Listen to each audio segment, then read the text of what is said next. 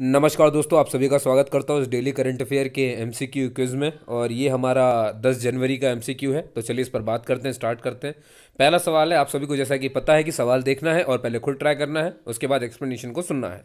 पहला सवाल है कि हाल ही में कौन सा भारतीय राज्य खाना बदोश जनजातियों, यानी कि इंग्लिश में कहते हैं इसे नोमैडिक ट्राइब्स, पर ध्यान केंद्रित करने वाला देश का पहला राज्य बन गया है। ध्यान सुनिएगा दोस्तों, देश का पहला राज्य बन गया है। तो ऐसा कौन सा राज्य है जिसने पहली बार खाना बदोश यानी कि नोमैडिक ट्राइब्स पर ध्यान दिया है, अपना केंद्रित किया है ध्यान? ऑप्शन है झारखंड, बिहार, गुजरात या मध्य प्रदेश। तो इसका सही आंसर है दोस्तों, मध्य प्रदेश ने किया है। आपको पता है कि हर गणतंत्र दिवस में राजधानी में लोकरंग कार्यक्रम होता है। तो लोकरंग कार्यक्रम जो है वो अभी राजधानी में होने वाला है 2022 का, है ना। और ये लोकरंग कार्यक्रम जो होता है ये 5 दिन तक चलता है दोस्तों। 26 जनवरी यानी गणतंत्र दिवस पर शुरू होता है और शहीद दिवस पर जाकर के ये खत्म होता है। तो 5 दिन तक चलने वाला ये कार्यक्रम जिसे लोकरंग कहते हैं 2022, इसमें पहली बार दोस्तों किसके बारे में झलकियां दिखाई जाएंगी? इस बार दिखाई जाएंगी खाना बदोश जनजातियों के बारे में। अब वो कौन कौन सी जनजाति है जो खाना बदोश हैं, नोमैडिक हैं, है ना, और उन पर पहली और मध्य प्रदेश ऐसा पहला राज्य बन गया जिसने इन खाना बदोश जनजातियों पर फोकस किया है। और दोस्तों मैं बता दूं कि करीब करीब 26 खाना बदोश जनजातियां हैं। तो इनके कल्चर को, इनके डांस को, इनके सॉन्ग को, जो भी ये गाते होंगे, जो भी ये नाचते होंगे, तो एक तरह से ये सबसे पहला त्यौहार है और पूरे देश में सबसे पहला त्यौहार है जो किसी खाना बदोश जनजाति के लिए मनाया जा रहा है। ठीक है, और याद रखिएगा। तो देखिए होता क्या है कि मध्य प्रदेश की राजधानी में दो तरह के त्यौहार होना शुरू होते हैं दोस्तों। मध्य प्रदेश की राजधानी में जो होता है वो लोकरंग होता है। तो हर साल लोकरंग बनता है ना, गणतंत्र दिवस पे, और 5 दिन तक चलता है। जैसा कि मैंने आपको बताया, गणतंत्र दिवस पे शुरू होगा और शहीद दिवस तक चलता रहता है, यानी 5 दिन तक चलता रहता है। एक और प्रोग्राम होता है भारत पर्व, है ना। भारत पर्व ये भी 26 जनवरी से शुरू होता है, लेकिन भारत पर्व राजधानी के अलावा बाकी सभी प्रदेशों के जिलों में चलता रहेगा। और इसकी खास बात ये होती है दोस्तों कि हर जिले में एक साथ ही कार्यक्रम शुरू होता है ना। हर जिले में एक साथ कार्यक्रम शुरू होता है। समझ गए आप सभी? बाकी मैं आपको यहाँ पर थोड़ा समझा देता हूँ। जैसे कि मैंने कहा, देखिए मध्य प्रदेश सरकार ने इस बार राज्य की विमुक्त, इसका सही आंसर डी है, विमुक्त तथा घुमंतु जनजातियाँ, तो ये जो घूमती रहती हैं, दिन भर चलती रहती हैं, इन्हीं को खाना बदोश कहते हैं। इन्हीं पर आधारित है लोकरंग 2022 आयोजित करने का निर्णय लिया है। उत्सव में क्या होगा, देखिए उस उत्सव में क्या क्या बनेगा, नृत्य होगा, नाटक होगा, प्रदर्शनी होगी, व्यंजन, उनके खान पान के बारे में बताया जाएगा, किस तरह का मेला लगाया जाएगा, खाना बदोश जनजातियों की जीवन शैली बताई जाएगी, भोजन, उनका कला संस्कृति, उनकी पौराणिक कथाएं जो भी उनसे जुड़ी हुई होंगी, उनका मतलब पास्ट, उनकी हिस्ट्री। इसके साथ ही खाना बदोश जनजातियों पर ध्यान केंद्रित करने वाला मध्य प्रदेश देश का पहला राज्य भी बन गया है। उल्लेखनीय है कि गणतंत्र दिवस पर सांस्कृतिक विभाग द्वारा राजधानी में, देखो क्या लिखा है इसमें, राजधानी में लोकरंग का कार्यक्रम होगा और प्रदेश के सभी जिलों में भारत पर्व का आयोजन किया जाता है, जिसमें सभी जिलों में कलाकार एक साथ सांस्कृतिक प्रस्तुतियां देते हैं। तो याद रखिएगा, भारत पर्व बाकी सब जिलों में होगा और लोकरंग जो है वो सिर्फ राजधानी में होगा। राजधानी में भी रविंद्र भवन में होने वाला है, यानी भोपाल में। ठीक है, जैसा कि मैंने आपको बता दिया, 5 दिवसीय है भाई ये लोकरंग, हर वर्ष होता है, गणतंत्र दिवस से शुरू होता है, शहीद दिवस तक चलता है। ये याद रख लीजिए, ये क्वेश्चन बन सकते हैं आपके एमपीपीएससी के हिसाब से भी, आपको ध्यान रखना है इस बात को। ठीक है, तो आगामी लोकरंग का जो है आयोजन स्थल यही होगा, रविंद्र भवन होगा, जैसे कि मैंने बताया, भोपाल में। और मध्य प्रदेश के कौन सा कर रहा है इसे, ये भी ध्यान रखेंगे, आदिवासी लोक कला एवं बोली विकास अकादमी। ठीक है, तो इनके द्वारा बताया गया है खाना बदोश की जनजातियों को समर्पित यह देश का पहला त्यौहार होगा। पूरे देश का पहला त्यौहार है। मैंने बताया 26 खाना बदोश जनजातियां हैं। कौन कौन से है वो भी ध्यान रखिए, इनका नोट बना लीजिएगा, है ना। ये ज़रूरी हो गई क्योंकि आप क्या, जातियाँ बहुत सारी पढ़ते हैं लेकिन अब ये इंपॉर्टेंट है। तो याद रखिए, कालबेलिया, बेड़िया, पारधी, कूचबंदिया, बेदिया, ये सब इनमें शामिल हैं खाना बदोश में। और ऐसे टोटल कितनी है? 26 है। मैंने तो सिर्फ कुछ ही लिखी हैं। समझ गए? चलिए अब आगे चलते हैं अगले प्रश्न पर। अगला प्रश्न है दोस्तों कि हाल ही में किस देश ने बच्चों के साथ बलात्कार, देखिए बच्चों के साथ बलात्कार होता है, ठीक है, लेकिन एक देश ऐसा है जहाँ पर इसकी कुछ ज़्यादा ही अति हो गई है ना। तो कौन सा ऐसा देश है जिसमें ये बच्चों के साथ गलत काम करने वाले, दुष्कर्म करने वाले, यानी बलात्कार करने वाले दोषियों को आर्कटिक की ठंडी, समझ रहे हैं आप, आर्कटिक की ठंडी और वीरान जगह पर बनी जेल में भेजने संबंधी कानून बनाया गया। भाई आर्कटिक आपको सबको पता ही है ना, सबसे ठंडा एक जगह हो गया। तो वहाँ पर वो कह रहे हैं कि एकदम सुनसान पड़ा है, वीरान पड़ा है, और समझ जाइए कि बिल्कुल ठंडी जेल है और वीरान है, वहां पर भेज देंगे और उनके वहां पर जो खदान है ना उनमें काम भी करवाएंगे इनसे। मतलब जो ये करते आदतन, लिखा दोस्तों, जो आदतन बलात्कार करते बच्चों का, तो ऐसा कौन सा देश है जिसने ये कानून लाने की कोशिश करी है? बेलारूस है, जॉर्जिया है, रूस है, कजाकिस्तान है। तो याद रखिएगा रूस है ये, है ना, व्लादिमीर पुतिन यहाँ के राष्ट्रपति दोस्तों, उन पर बहुत दबाव बना उनकी संसद के ऊपर, उन पर, तो उन्होंने ये कानून लाने का फैसला किया और ये कानून आ ही गया है, बस उनके हस्ताक्षर बचे और ये कानून बन जाएगा और आर्कटिक में सबको भेजा जाएगा।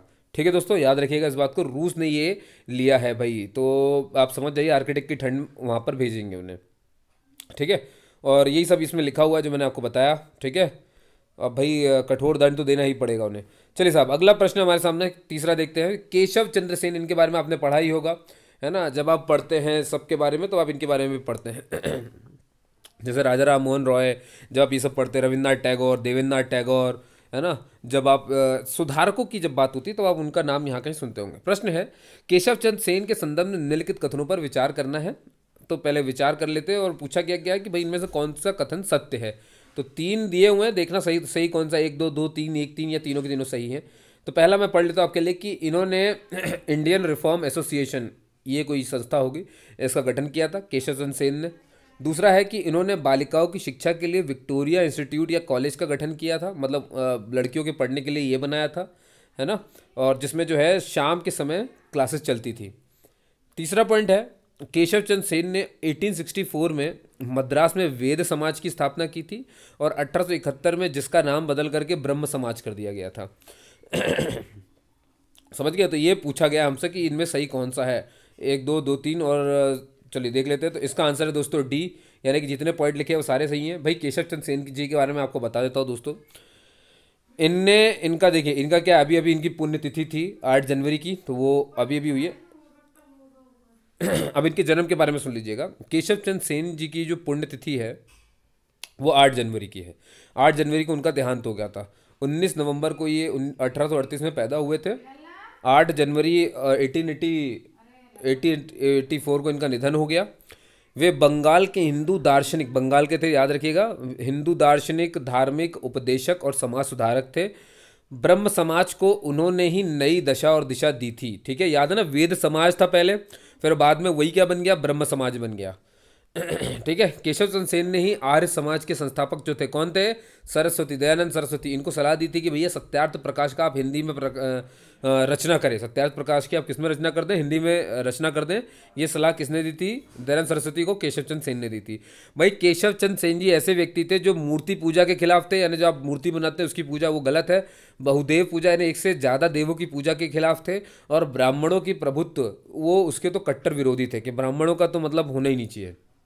ठीक, और 1866 में केशव चंद्र ने भारतवर्षीय ब्रह्म समाज की स्थापना कर दी थी, है ना। और इस पर देवेंद्रनाथ टैगोर ने क्या किया था, अपने समाज का नाम आदि ब्रह्म समाज रख दिया था।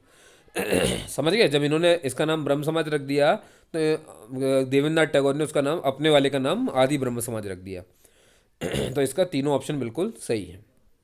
चलिए साहब, फोर्थ क्वेश्चन पर आ जाते हैं। अब नारी शक्ति पुरस्कार के ऊपर है। 2021 का नारी शक्ति पुरस्कार जो है बंटने वाला है दोस्तों। तो इसके निम्नलिखित कथनों पर विचार करना है और आपको बताना है। पहला है कि महिला और बाल विकास मंत्रालय, महिला और बाल विकास मंत्रालय हर साल व्यक्तियों और संस्थानों को महिला सशक्तिकरण, विशेष रूप से कमज़ोर और हाशिए पर रहने वाली महिलाओं के लिए उनकी सेवा के सम्मान में नारी शक्ति पुरस्कार प्रदान करता है। Number 1 point. दूसरा, प्रत्येक विजेता को पुरस्कार में प्रमाण पत्र और 1 लाख रुपए की नकद राशि दी जाती है। तीसरा, पुरस्कारों की अधिकतम संख्या व्यक्तिगत या संस्थागत 15 हो सकती है, मतलब पुरस्कार टोटल 15 हो सकते हैं। प्रमाण पत्र और 1 लाख रुपए मिलता है इस पुरस्कार के साथ। और दूसरा इन्होंने बोला है कि भैया ये जो है हर साल मिलता है और ये मंत्रालय देता है। ठीक है, और व्यक्तियों और संस्थानों को महिला सशक्तिकरण, मतलब व्यक्तियों को भी मिलता है। और जैसे कोई व्यक्ति है, भाई देखो, महिला के उत्थान के लिए अब कोई पुरुष काम करे या खुद महिला काम करे, वो व्यक्ति है। तो पुरुष भी अगर महिलाओं के उत्थान के लिए काम करेगा तो उसको भी ये दिया जाएगा। इसलिए यहाँ पे व्यक्ति लिखा गया है ताकि कोई ये ना सोच ले कि सिर्फ महिलाओं को मिलता है, पुरुषों को भी मिलता है ये, क्योंकि उन्होंने महिलाओं के उत्कृष्टता के लिए काम किया, समाज में उनकी बढ़ोतरी के लिए काम किया, उनकी शिक्षा के लिए काम किया। समझ गए? तो ऐसा कोई व्यक्ति भी, व्यक्ति मतलब इसमें महिला भी कर सकता है कोई महिला के लिए, और पुरुष भी कर सकता है महिलाओं के लिए। ठीक है, संस्था भी कर सकता है किसी छोटे से तबके के लिए, गरीब लोगों के लिए, गरीब महिलाओं के लिए, उनको उठा सकता है ऊपर से। तो कुछ भी ऐसा हो सकता है। तो जिन्होंने भी ऐसा कोई काम किया जिसमें से महिलाएं बढ़ती नजर आई हैं किसी भी एरिया में, तो उस संस्था को, उस व्यक्ति को ये देते हैं प्राइज, और ये इस मंत्रालय का काम है। ठीक है, तो याद रखिएगा दोस्तों, ये तीनों के तीनों पॉइंट सही ही थे, बस दूसरे वाले में दिक्कत थी कि 1 लाख रुपए नहीं देते, 2 लाख रुपए की राशि मिलती है। ठीक है, तो क्योंकि अभी यहाँ 1 लाख रुपए लिखा है, इसलिए हमारा ये वाला कथन जो है बीच वाला असत्य हो जाता है। तो 2 आंसर हमारे सही हैं, पहला और तीसरा। और पहला तीसरा वाला ऑप्शन कौन सा दोस्तों? पहला तीसरा वाला ऑप्शन है सी, है ना। 1 और 3 सही है। याद रखिएगा 15 ही अधिकतम पुरस्कार मिलते हैं। ठीक है, और ये व्यक्तिगत और संस्थागत, यानी एक व्यक्ति को भी या संस्था दोनों को मिलाकर के सिर्फ 15 बढ़ सकते हैं। हाँ, अगर इससे आगे बढ़ाना है तो ये जो आपका महिला और बाल विकास मंत्रालय है, इसकी जो मंत्री हैं, इस मंत्रालय के जो मंत्री हैं, उनकी अध्यक्षता में जो समिति है, वो समिति अपने विवेक से ही फैसला ले सकती है कि 15 से ऊपर अगर बढ़ने हैं तो वो बांट देगी। क्लियर होगी बात? तो इतना ही था इसमें। चलिए साहब आगे चलते हैं। तो यही सब इसमें लिखा हुआ है ना। और इसके नामांकन जो 31 जनवरी तक मंगाए गए हैं। और ये पुरस्कार कब बटेंगे मैं ये भी बता देता हूँ आपको। ये पुरस्कार महिला वाले जो बटते हैं, ये बनते हैं अंतर्राष्ट्रीय महिला दिवस के दिन, यानी 8 मार्च। तो अभी अब अगला मार्च तो भाई 2022 का है, तो उस समय बटेंगे। और 31 जनवरी तक अभी नामांकन मंगाएंगे, नॉमिनी मतलब, और ये सबके लिए फ्री है, सबके लिए ओपन है भाई। किसी को लगता है कि इन्होंने बहुत अच्छा काम किया तो आप उनका नाम दे दीजिए, फिर उनके नाम का सर्च होगा, सब कुछ होगा, देखा जाएगा, अगर सही हुआ तो उनको भी पुरस्कार मिल सकता है। तो ये सबके लिए 31 जनवरी लास्ट डेट है, ये ध्यान रखना है आपको। वही इसमें लिखा हुआ है।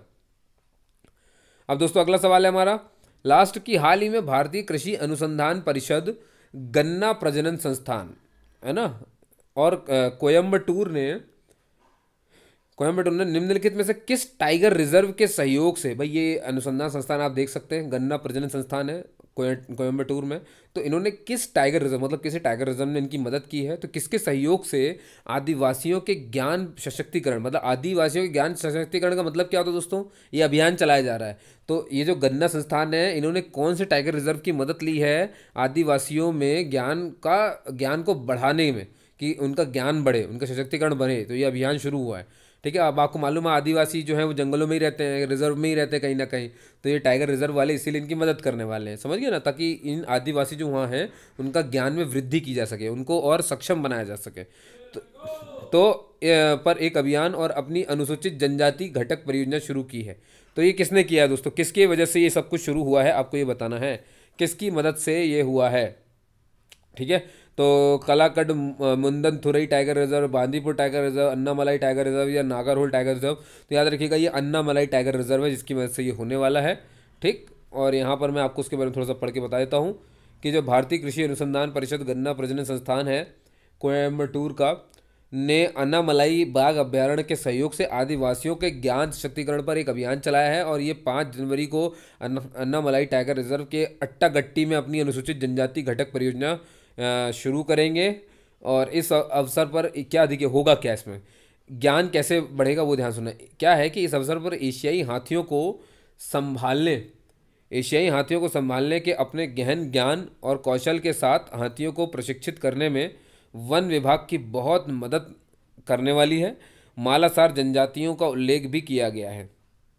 समझ गया ना, ये कौन है? मालासार एक जनजाति जो कि इन एशियाई हाथियों को अच्छे से काबू करना जानती है, तो इनसे भाई शिक्षा भी लेंगे। तो समझ गया ना, ज्ञान का सशक्तिकरण होगा कुल मिलाकर के, इसमें बात यही है। ठीक है दोस्तों, तो ये लेक्चर यहीं पर समाप्त होता है।